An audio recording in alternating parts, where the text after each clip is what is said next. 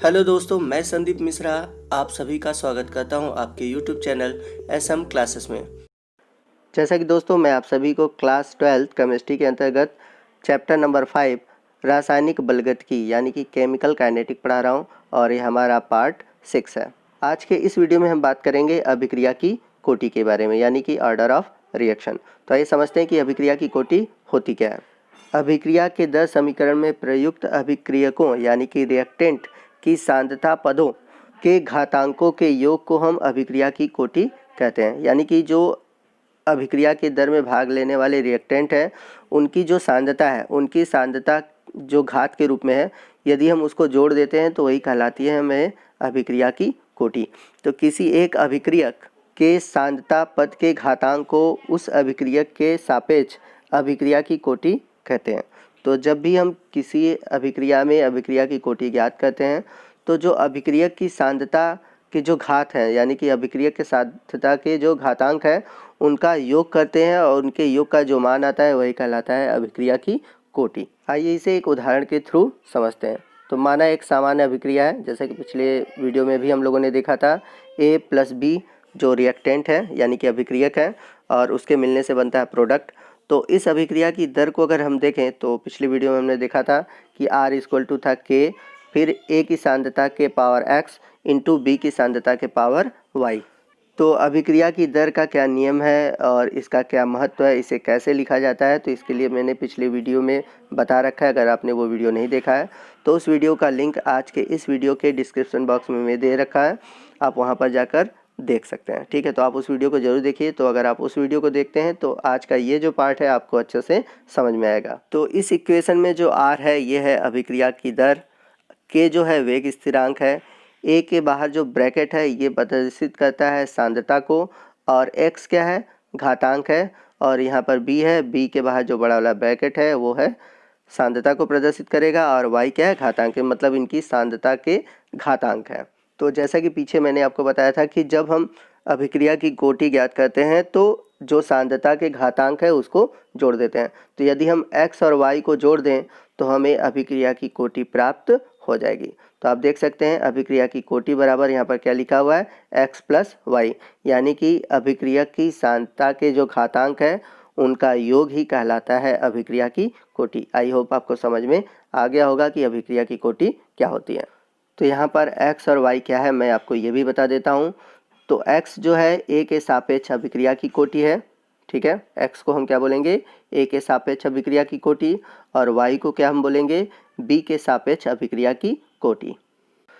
तो आइए आगे चलते हैं और देखते हैं कि अभिक्रिया की कोटि क्या होती है और अभिक्रिया की कोटि कैसे ज्ञात किया जाता है। तो पहले हम बात करते हैं अभिक्रिया की कोटि के आधार पर अभिक्रिया के प्रकार। तो अभिक्रिया की कोटि के आधार पर रासायनिक अभिक्रियाओं को मुख्यतः 4 भागों में विभाजित किया जा सकता है। पहला है शून्य कोटि की अभिक्रिया, दूसरा है प्रथम कोटि की अभिक्रिया, तीसरा है द्वितीय कोटि की अभिक्रिया, और चौथा है तृतीय कोटि की अभिक्रिया। तो आइए सबसे पहले हम बात करते हैं शून्य कोटि की अभिक्रिया के बारे में, जिसे इंग्लिश में बोलते हैं हम जीरो ऑर्डर रिएक्शन। तो वह अभिक्रिया जिसकी दर अभिक्रियक की सांद्रता के शून्य घात के समानुपाती होता है उसे शून्य कोटि की अभिक्रिया कहते हैं।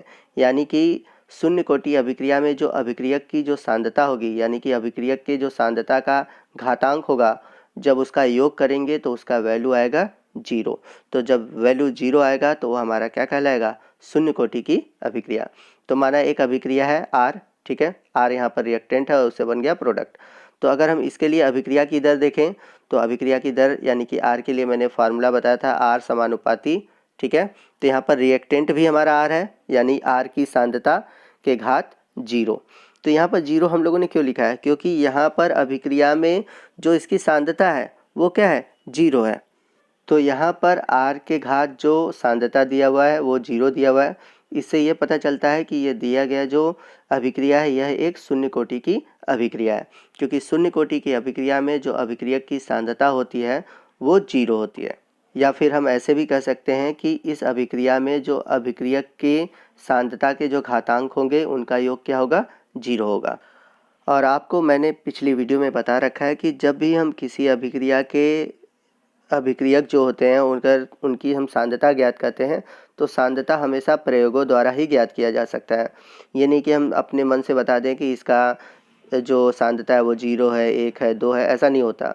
हम क्या करेंगे, प्रयोगों द्वारा ही ज्ञात करते हैं। तो किसी अभिक्रिया के दर नियम में अभिक्रियक की सांद्रता पद का जो घातांक है केवल प्रयोगों द्वारा ही ज्ञात किया जा सकता है। तो अभिक्रिया का दर नियम क्या है, ये कैसे ज्ञात किया जाता है, तो इसके लिए भी मैंने वीडियो बना रखा है। अगर आपने वो वीडियो नहीं देखा है तो वो भी देख लीजिए, और इस वीडियो का लिंक मैंने डिस्क्रिप्शन बॉक्स में दे रखा है। तो पूरा प्लेलिस्ट है इस चैप्टर का, आप वहाँ पर जाकर देख सकते हैं।